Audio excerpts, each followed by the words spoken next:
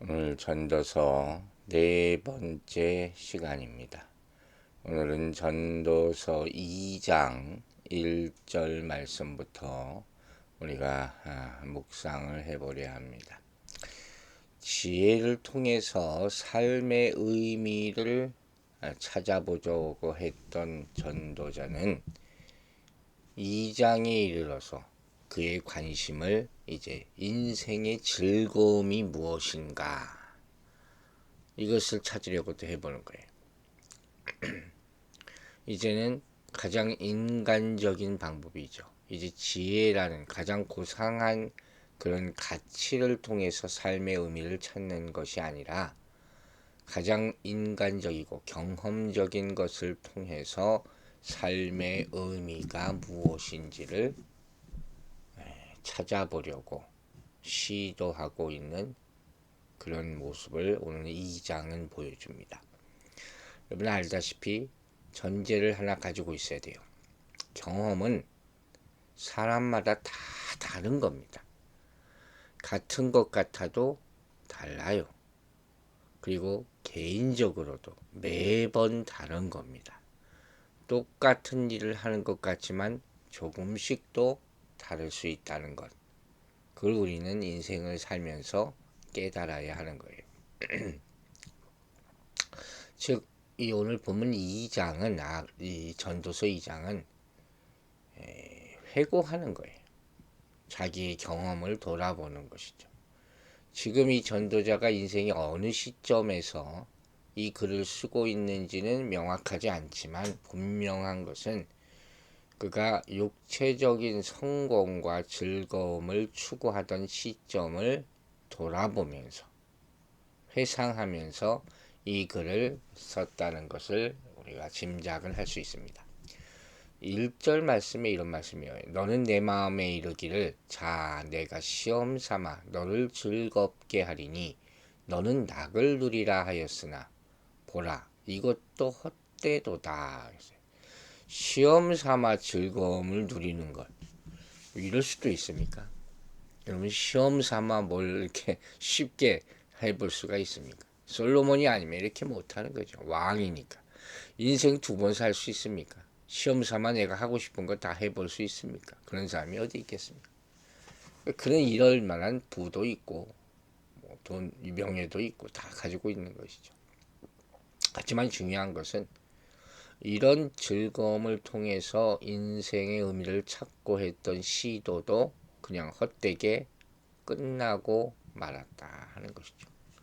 그리고 이어서 이 낙을 누리라 하는 선언을 구체적으로 설명하기 위해서 2절에 나타난 단어가 뭐냐? 바로 웃음과 희락이라 하는 것이에요. 2절 보겠습니다. 내가 웃음에 관하여 말하여 이르기를 그것은 미친 짓이라 하였고 희락에 대하여 이르기를 이것이 무슨 소용이 있는가 하였도다. 자, 웃음과 희락에 대해서 또 생각해 본 거죠. 자기가 이랬을 때 어떠했는가를 돌아본 거예요. 그래서 웃음이라는 것은 겉으로 나타나는 즐거움이죠. 희락은 보다 좀 깊이 있는 즐길 낙이죠. 그걸 말하는 거예요. 둘 다 즐거움을 상징하는 단어죠. 이건 이 본인의 내면적인 즐거움을 대변하는 말이라고 할 수 있어요. 그래서 지금 전도자는 이 내면의 즐거움을 통해서 삶의 의미를 추구했던 과거를 돌아보는데 이것 또한 별거 아니었다. 그런 결론을 짓는 거예요. 웃음, 희락, 그게 이제 와 보니까 또 별 의미가 없는 것이었다. 그때뿐이었다 하는 것이죠. 여러분 한번 스스로 판단을 해보세요. 뭐 사람마다 느낌이 지금은 틀릴 수가 있으니까. 지금 느끼는 거하고 나이가 10년 후에하고 또 틀릴 수도 있습니다. 그리고 하늘 날아가기 직전하고 또 틀릴 것이겠죠. 어쨌든 전도자는 이렇게 세상의 즐거움도 다 헛되다고 고백하고 있는 거예요. 그는 다른 사람 몰라도 이 세상 즐거움이 주는 유익을 다 누려봤을 거 아닙니까? 그 전제가 있으니까. 근데 그런데도 아무 의미가 없다고 그러는 거죠. 이렇게 얘기해도 그래도 나는 한번 누려보고 싶어. 이렇게 말하는 사람들이 정말 많을 겁니다. 그죠? 평생 한번 제대로 웃지 못하고 사는 분들도 얼마나 많습니까? 이런 것도 사치로 여길 수도 있는 것이죠. 하지만 전도자는 이것을 다 미친 짓이라고까지 말하면서 아무 소용이 없다고 단정을 짓습니다. 우리가 옛날 사극 같은 데 보면 풍약을 울려라 이런 말이 있죠. 풍류와 기쁨을 말하는, 즐기는 거죠. 세상 사람들은 이거 너무 좋아해요. 한국 사람들 이렇게 노는 거 좋아하고 노래하는 거 좋아하고 음악을 참 좋아하죠. 이게 사는 즐거움이 아니냐 이렇게들 말해요. 요새 사람들은 보니까 또 먹는 즐거움을 그렇게 얘기하더라고요. 먹기 위해서 돈을 번대나? 글쎄 모르겠어요. 하여튼 그렇게 얘기하는 사람들을 너무 많이 봤어요. 사람마다 입맛이 다르듯이 즐거움이 다른 거예요. 도덕적으로, 육체적으로 다 즐거움이 달라요. 그리고 중요한 것이 신앙적인 즐거움도 다르다. 이걸 우리가 알아야 돼요. 우리는 어디서 즐거움을 얻는가 하는 것이죠. 근데 솔로몬은 이런 것들 다 소용없다 하는 것이. 왜 그랬을까? 한 가지 추측은 해볼 수 있어요. 바로 이런 것들이 다 순간일 뿐이기 때문에. 그 순간뿐이라는 것이죠. 다 지나가는 것이죠. 결론적으로 솔로몬이 말하는 것은 뭐겠습니까? 하나님이 없으면 인생의 참된 의미를 발견할 수 없다. 이 얘기를 하려고 하는 거예요. 결국 하나님 없는 인생은 모든 것을 다 누리고 즐겨도 결국 헛되다고 고백하게 됩니다. 왜? 그걸로 끝이기 때문에. 이해가 가십니까? 하지만 예수 그리스도를 믿는 사람들은 예수님 안에서 하나님의 살아계심과 그분의 뜻을 발견하게 돼요. 인생의 참된 의미를 알게 된다 하는 거예요. 또한 세상의 즐거움도 마찬가지예요. 하나님 안에서는 또 다른 즐거움, 진정한 기쁨을 찾게 된다 하는 것이죠. 그게 뭐냐? 바로 영혼의 기쁨이라는 거예요. 영혼의 기쁨. 이 즐거움은 세상의 기쁨과 비교할 수 없는 거죠. 이 체험이 없으면 절대 모르는 거예요. 이 즐거움에도 종류가 다르듯이 질이 다르다 하는 거죠. 무엇을 즐기냐. 세상 즐거움도 그렇잖아요. 다 종류가 다르고 질이 다르듯이 우리 영혼을 기쁘게 하는 건 차원이 다르게 하는 것이다 하는 그 말씀이에요. 그걸 발견해야 된다. 여러분은 어떻습니까? 아직도 세상 즐거움 안에서 더 하고 살아갈 수 있냐 하는 것이.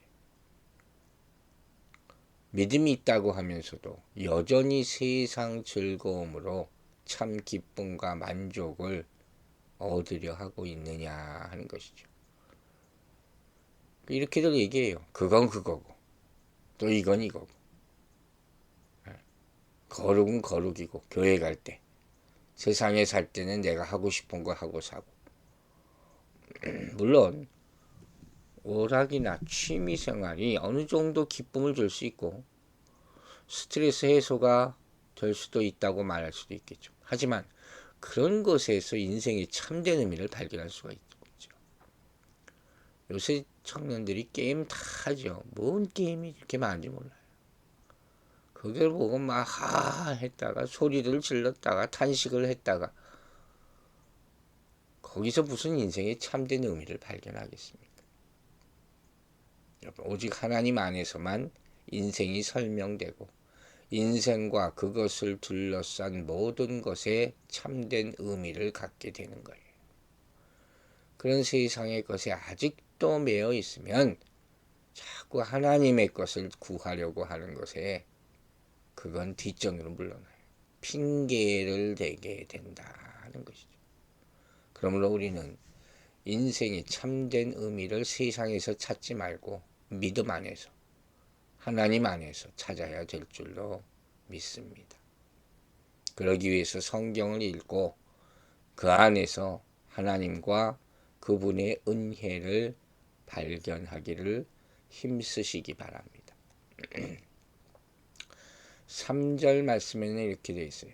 내가 내 마음으로 깊이 생각하기를, 내가 어떻게 하여야 내 마음을 지혜로 다스리면서 술로 내 육신을 즐겁게 할까? 또 내가 어떻게 하여야 천하의 인생들이 그들의 인생을 살아가는 동안 어떤 것이 선한 일인지를 알아볼 때까지 내 어리석음을 꼭 붙잡아 둘까 하여. 또 재미있는 또 예가 나오죠. 이제 전도자는 인생의 모든 일을 경험해서 파악해 보겠다 하는 거 아니에요. 3절에는 뭐가 나옵니까? 지혜와 술이 나와요. 또 선과 어리석음. 서로 함께 할 수 없는 것들이 같이 들어가 있어요. 자, 여러분 이런 것들에 대해서 어떻게 생각합니까? 잠언 23장 보면 29절부터 술에 대해서 창세기의 죄와 연관시켜서 쭉 나오고 있어요. 술이 뱀같이 물 것이요 독사같이 쏠 것이다. 경계하는 말씀이 이렇게 무섭다는 거예요.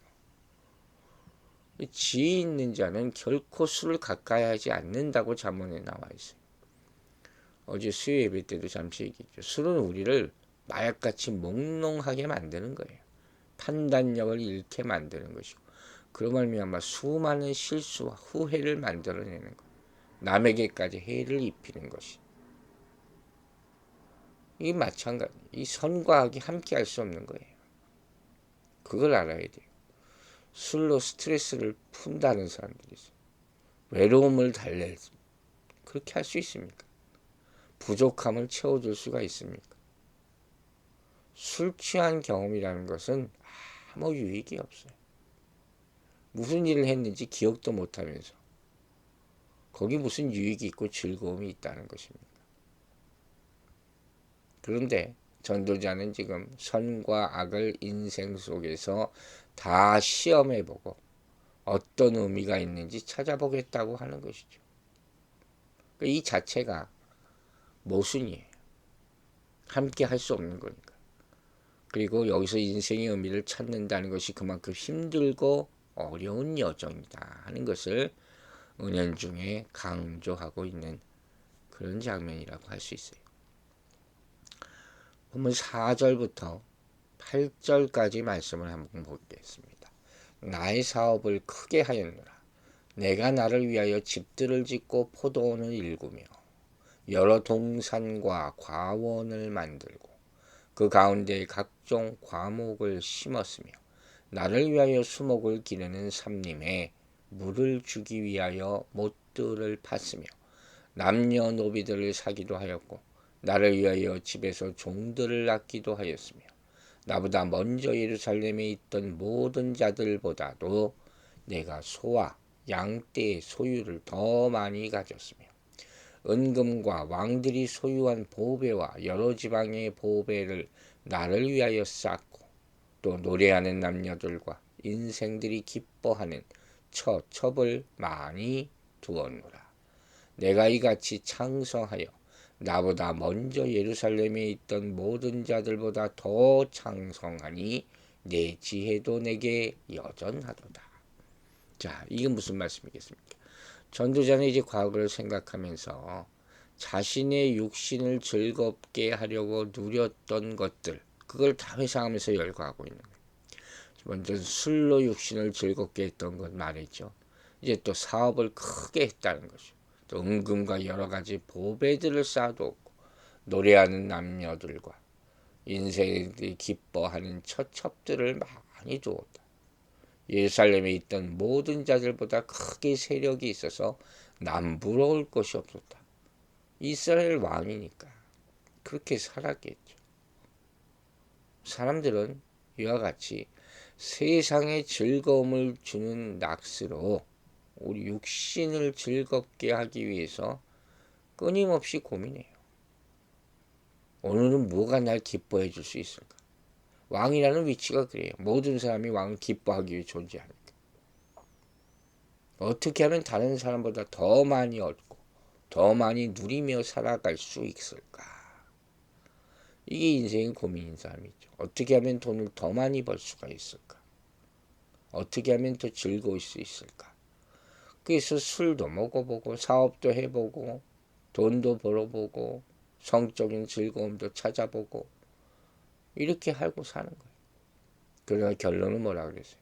하나님 없이 누리는 세상은 헛되다 하는 거예요. 그러므로 이런 것들을 얻기 위한 수고도 다 헛되다 하는 거예요. 이 수고는 바람을 잡는 것과 같다 하지 않았습니까? 이걸 알고 이런 삶의 방식을 쫓아가서는 안 된다는 거죠. 4절에 이런 표현이 있잖아요. 내가 나를 위하여. 오로지 자기 중심적인 삶이에요. 자기 만족적. 이것만을 추구하는 인생이에요. 여러분, 우리가 예수를 진짜 믿는다면 자신을 위해서 믿는 게 아니에요. 그거 정말 어린아이와 같은 믿음이죠. 그런 삶은 이제 그만둬야 돼요. 인간의 삶은 크게 두 방향으로 나눠질 수 있는 거예요. 하나님을 위해서 살아가느냐, 아니면 자기를 위해서 살아가느냐.